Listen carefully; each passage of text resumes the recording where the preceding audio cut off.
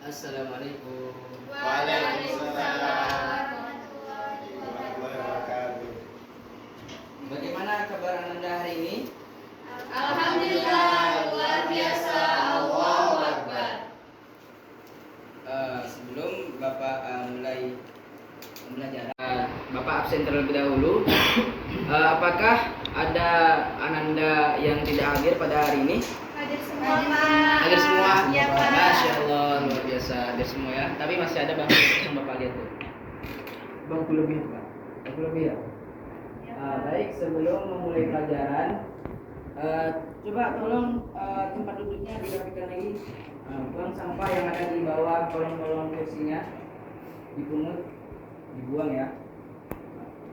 Baik, sebelum memulai materi pembelajaran pada hari ini, ketua kelas coba tolong baca doa terlebih dahulu. Isan, baca doa Isan. Sebelum kita mulai pelajaran, angkat baik kita membaca doa mulai. Bismillahirrahmanirrahim. Rabbi zidni ilman warzuqni fahman. Amin. Pada hari ini, siapa tahu kita belajar apa hari ini? Akidah akhlak, Pak. Nah ya, akidah akhlak.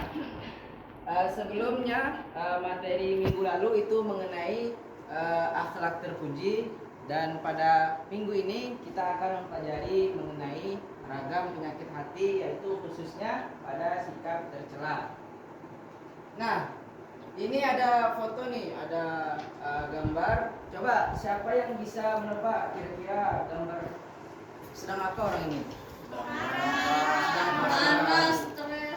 Iya, stres ya, mengalami depresi. Serba apa ya? Abstrak ya, bahasa lebih Pak ya, serba semi. Nah, adapun pembahasan kita pada hari ini yaitu ada 4 pembahasan. Yang pertama itu ada pengertian ragam penyakit hati. Yang kedua itu ada dalil ragam penyakit hati. Yang ketiga macam-macam ragam penyakit hati. Dan yang keempat menghindari perilaku penyakit hati. Nah, sebelum kita masuk ke pembelajaran, ke materi penyakit hati, coba Bapak tanya dulu kepada saudara Zulkarnain. Coba, Zulkarnain, apa itu penyakit hati? Penyakit hati adalah sifat buruk ataupun tingkah laku tercela, Pak. Nah, sikap buruk atau tingkah laku tercela. Dalam Islam, penyakit hati itu sering diidentikan dengan beberapa sikap buruk. Seperti kata Zulkarnain tadi, perilaku tercela, yaitu akhlak mazmumah. Nah, akhlak mazmumah itu siapa yang tahu apa itu akhlak mazmumah? Saya, Pak. Apa tuh? Coba, Ananda. Akhlak mazmumah itu akhlak tercela. Nah, akhlak tercela, berikan apresiasi kepada kawannya. Jadi, akhlak mazmumah itu adalah akhlak tercela, seperti perilaku dengki, iri hati, arogan, emosional, dan lain sebagainya. Ini menurut Hasan Muhammad Asyarkawi dalam kitabnya membagi penyakit hati itu 9 bagian. Yaitu yang pertama, coba Bapak minta salah satu anak Bapak yang membacakan ini penyakit hati 9 bagian. Siapa yang bisa bacakan? Silahkan Ananda Erlinda. 9 penyakit hati ada pamer atau ria, marah atau godok, lalai dan lupa atau al-ghaflah wanisyah, kemudian was-was, terus ada frustasi, terus rakus atau tamak, terperdaya, terus sombong, dengki, dan iri hati. Nah, betul sekali. Berikan aplaus kepada temannya.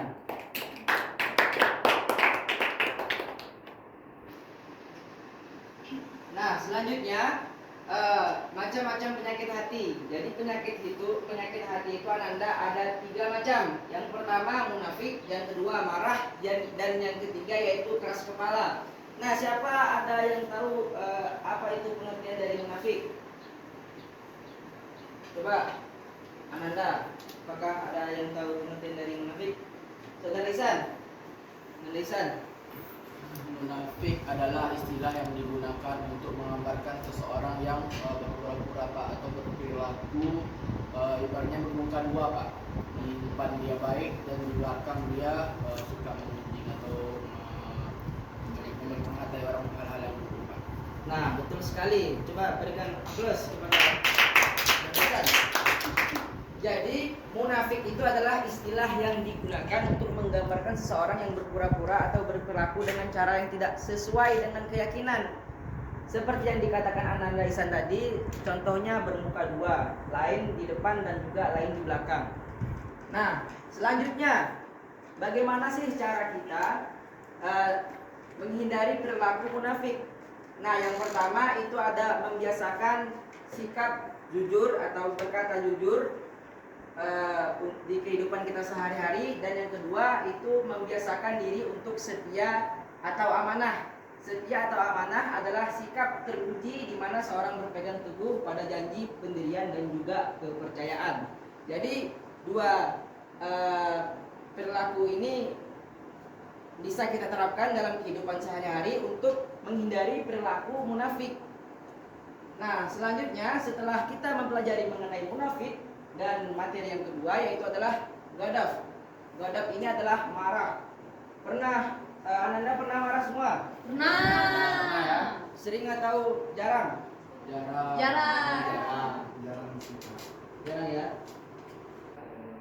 Itu kenapa tuh marahnya tuh? Karena apa biasanya? Saya biasanya marah karena diri saya itu belum bisa taat kepada Allah SWT. Masya Allah. Nah, jadi marah adalah emosi manusia yang umumnya muncul ketika seseorang merasa tidak puas, frustasi atau kesal terhadap sesuatu atau seseorang.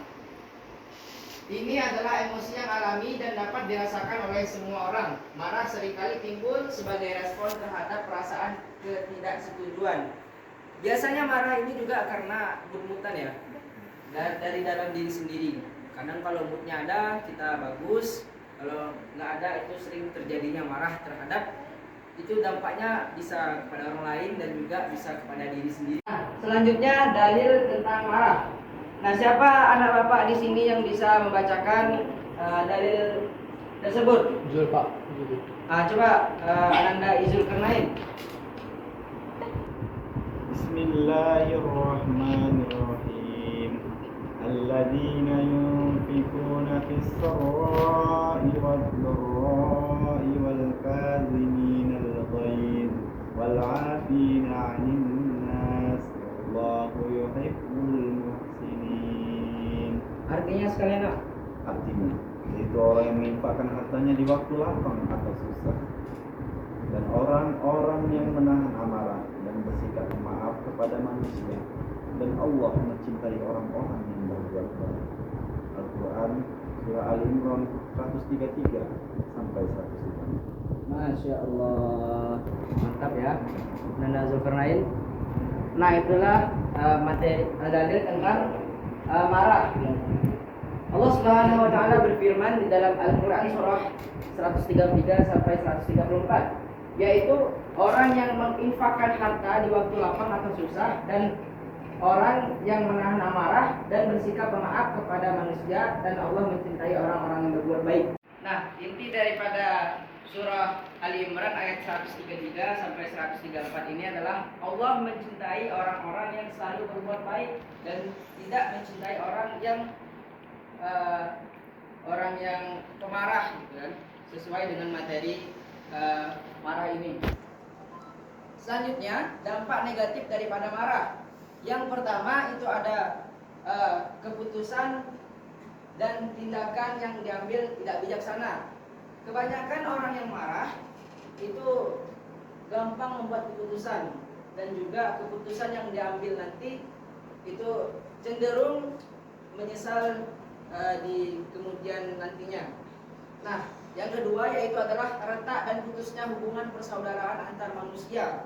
Dan yang ketiga, membahayakan kesehatan tubuh karena tekanan darah yang tinggi dan meningkat yang menyebabkan sakit kepala dan beresiko menyebabkan serangan jantung. Itu dampak negatif daripada marah. Jadi Ananda semua jangan terlalu dibiasakan perilaku marah tersebut. Nah, bagaimana sih cara kita menghindari perilaku marah? Nah, coba Bapak ingin Ananda membacakan bagaimana menghindari perilaku marah. Coba Ananda Hanun bisa dibacakan? Baik Pak. Yang pertama yaitu meredam rasa amarah dengan sabar.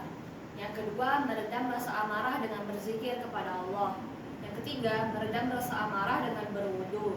Yang keempat, meredam rasa amarah dengan cara merubah posisi atau berdiam diri. Yang kelima, memberi maaf. Nah, berikan aplaus kepada Ananda Hanun. Nah, jadi itulah cara atau menghindari perilaku gadap pada diri kita. Nah, selanjutnya setelah munafik, gadap atau marah, itu kita masuk kepada keras hati. Coba Ananda sekalian bisa memberikan contoh keras hati itu bagaimana? Nggak mau dengar perkataan orang lain. Nah, iya. Nggak mau dinasihati. Nah, benar. Egonya tinggi. Nah, betul sekali. Setelah mengetahui pengertian daripada keras hati, ada yang bisa membacakan dalil dari keras hati? San. Coba saudara Lisan. Lisan, bacakan. Bismillahirrahmanirrahim. Wa ma yukadzibu bihi illa kullu mu'tadin athim. Idza tutla 'alaihi ayatuna qala asatirul awwalin. Kalla bal rana 'ala qulubihim ma kanu yaksibun. Masyaallah. Sekalian baca artinya Anda. Dan tidak ada yang mendustakannya. Itu hari pembalasan kecuali setiap orang yang melampaui batas dan berdosa. Yang apabila dibacakan kepadanya ayat-ayat kami, dia berkata, itu adalah dongeng orang-orang terdahulu. Sekali-sekali tidak, bahkan apa yang mereka kerjakan itu telah menutupi hati mereka. Al-Quran surat Al-Mutaffifin ayat 12 sampai 14. Masya Allah, luar biasa, bagus sekali suara Andanya. Nah, itulah tadi dalil daripada keras hati. Selanjutnya, cara menghindari keras hati. Yang pertama, itu ada membaca Al-Quran disertai dengan perenungan. Jadi, keras hati itu batu gitu ya. Hati itu tidak bisa dinasihati, susah untuk memahami apa yang dikatakan orang lain. Nah, itulah tadi mengenai ragam penyakit hati. Selanjutnya Bapak akan mengevaluasi daripada materi ragam penyakit hati. Bapak minta 2 orang yang perempuan maju dan 2 orang laki-laki maju. Nah, jadi Bapak berikan evaluasi yang dimana 1 orang menjawab 1 soal. Yang pertama, apa yang termasuk ragam penyakit hati? Coba Anda Zulkarnain jawab. Apa munafik, marah dan keras hati? Perhatikan ya. Ya Pak. Masya Allah, benar. Beri tepuk tangan. Selanjutnya, Ananda Ihsan, apa saja bagian dari sifat munafik? C, Pak. C. Kedua. Kedua, coba. Masya Allah, benar. Benar. Yang ketiga, apa arti gadap dalam penyakit hati? Apa? Marah. Coba kita buktikan. Nah, benar. Yang terakhir, Ananda Liza, coba apa ciri dari keras hati? Apa? A. Ya. Coba kita buktikan. Masya Allah, benar. Berarti Anda kalian memahami ya, menyimak tadi ya. Nah, Anda sekalian, itulah tadi materi pada hari ini, yaitu mengenai ragam penyakit hati, yaitu sifat munafik, sikap marah, dan juga keras hati. Minggu depan kita akan masuk kembali mengenai mempelajari sifat-sifat Allah Subhanahu Wa Taala. Kesimpulan pada hari ini mengenai ragam penyakit hati, kita sebagai peserta didik tidak boleh untuk ada dalam diri kita sikap munafik, sikap marah, dan juga sikap keras hati dalam diri kita. Itulah kesimpulannya. Bapak akhiri dan kita baca doa kafaratul majlis bersama. Subhanallah, asyhadu an la ilaha illa anta, astaghfiruka wa atubu ilaik. Wassalamualaikum warahmatullahi wabarakatuh. Waalaikumsalam. warahmatullahi wabarakatuh. Kasih Pak. Terima kasih Pak.